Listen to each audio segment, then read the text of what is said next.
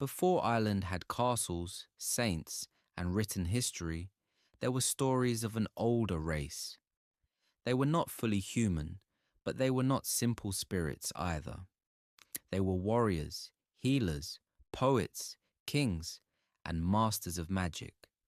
They were called the Tuatha de Danann, the people of the goddess Danu, and among them stood one of the strangest and most powerful figures in Celtic myth. He was a god of life and death, a ruler, a father, a warrior, a druid, and at times, almost a figure of comedy. His name was the Dagda. The Dagda was known as the good god, but that name can be misleading. It does not mean he was soft, gentle, or morally perfect. In the older meaning, good meant skilled. It meant powerful in many ways. The Dagda was good because he could do almost everything. He could fight. He could feed his people. He could use magic. He could lead armies. He could shape time, protect the land, and stand at the edge between the living and the dead. He could kill with one end of his weapon and bring life back with the other. He was not a clean and polished god sitting high above the world. The Dagda was earthy. He was huge, hungry, rough, wise, and dangerous. Some stories describe him in a way that almost sounds funny. He wears a short tunic, carries a massive club, and moves through the world with a wild kind of power. The Dagda does not need beauty to prove he is divine. He is tied to the soil, the feast, the battlefield, and the hidden places beneath the hills. That rough image is one of the things that makes him different from many other gods.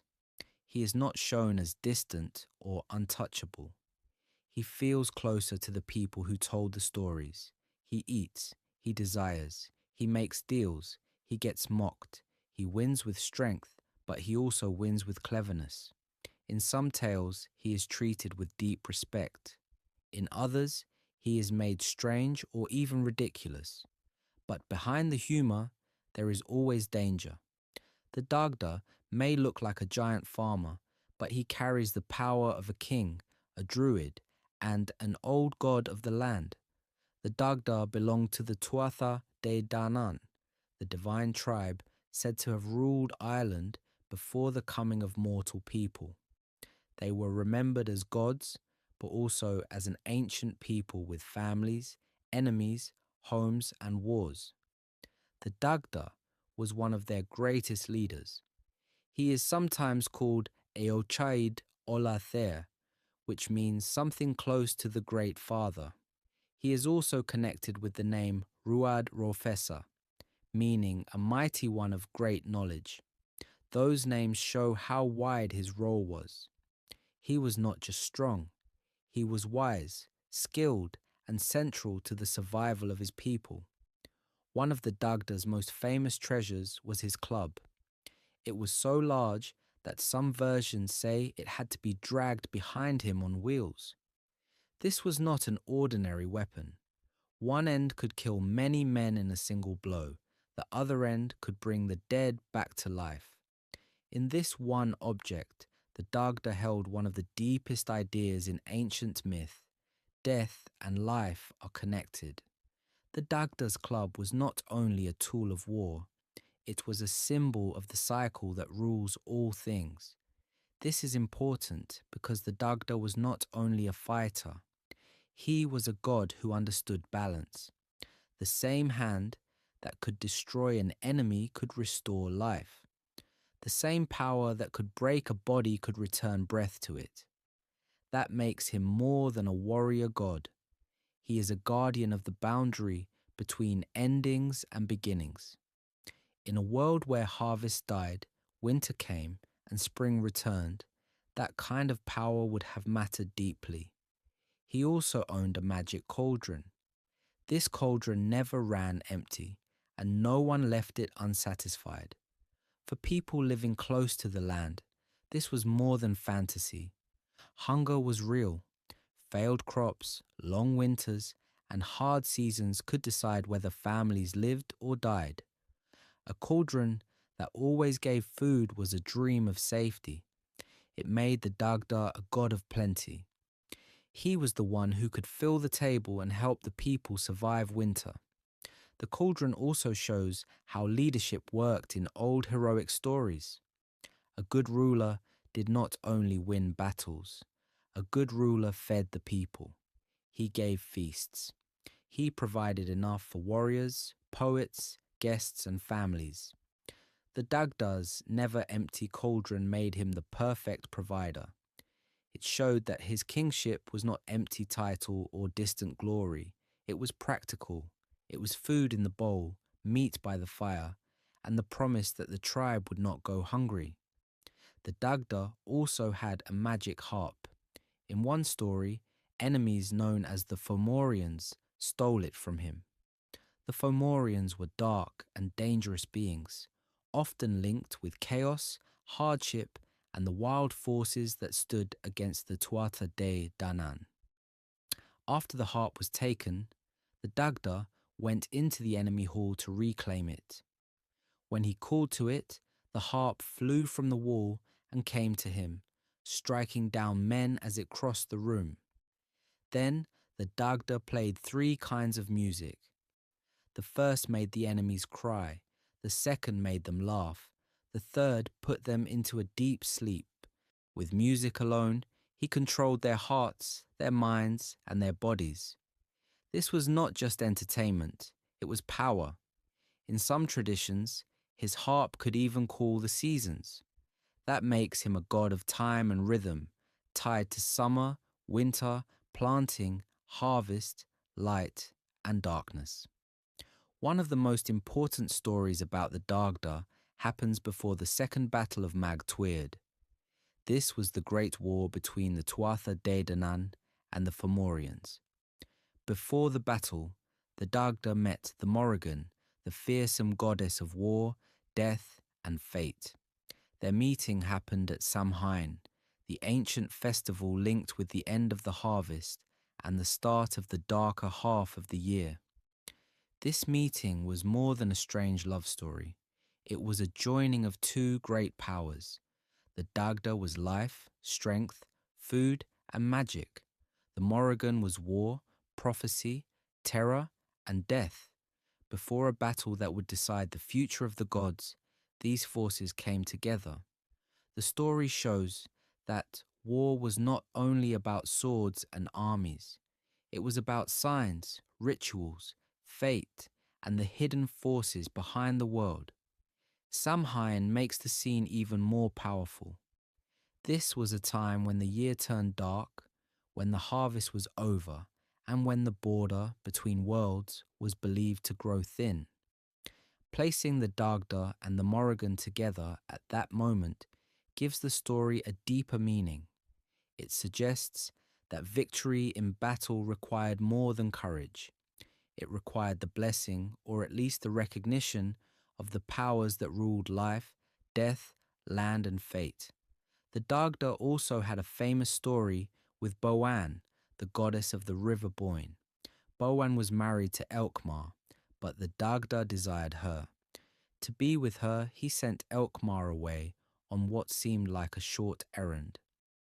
Then he used magic to hold the sun in place, stretching time so that Boann could carry and give birth to their child in what appeared to be a single day. That child was Angus, the youthful god of love, beauty, and poetry. This story may sound like trickery, but it also shows the Dagda's power over time. He does not simply move through the world. He bends it. He can hold back the sun. He can make one day long enough for a child to be born. The myth also ties him to the River Boyne and to the sacred landscape of Ireland. These stories were connected to real places, rivers, mounds, and ancient monuments. Angus later became part of another famous tale. The Dagda was linked with Brú na Bóinne, the otherworldly home often connected with Newgrange. Angus asked his father if he could stay there for a day and a night. The Dagda agreed, but in poetic meaning, a day and a night could mean all time. By using clever words, Angus won the great house from his father. This is one of the most interesting parts of the Dagda.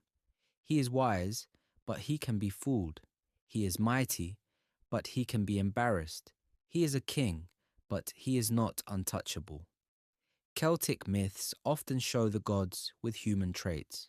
They want things. They make mistakes. The Dagda's greatness does not come from being perfect. It comes from being larger than life. The Dagda was also the father of Brigid, one of the most loved figures in Irish tradition. Brigid is linked with poetry, healing, fire, and craft. Through his children, the Dagda's influence reaches across many parts of life. Love, art, battle, healing, and kingship all connect back to him in some way. He stands near the centre of the divine family of Ireland. This matters because the Dagda is not remembered through one single role. He is remembered through a network of stories, children, places, and powers. There are lesser known details that make him even stranger. Some stories link him with pigs that never run out, one always alive and one always ready to eat. He is also connected with fruit trees that never fail to bear fruit. These details may sound simple, but they all point to the same idea. The Dagda is abundance. He is the full table, the rich field, the heavy harvest, and the warm fire when the night gets cold. But the Dagda was not only a friendly provider. His power had a darker side. A god who gives food can also take it away. A god who brings life can also deal death. His club shows this balance clearly. His link to Samhain, the Morrigan, and the spirit world places him close to the border between the living and the dead. In the old Irish imagination, life and death were not far apart. They touched each other when the harvest ended and the dark half of the year began. After Christianity came to Ireland, the old gods did not vanish overnight. Their stories were written down by monks and reshaped through a new belief system. That is why the Dagda sometimes appears noble and powerful, but other times crude or foolish.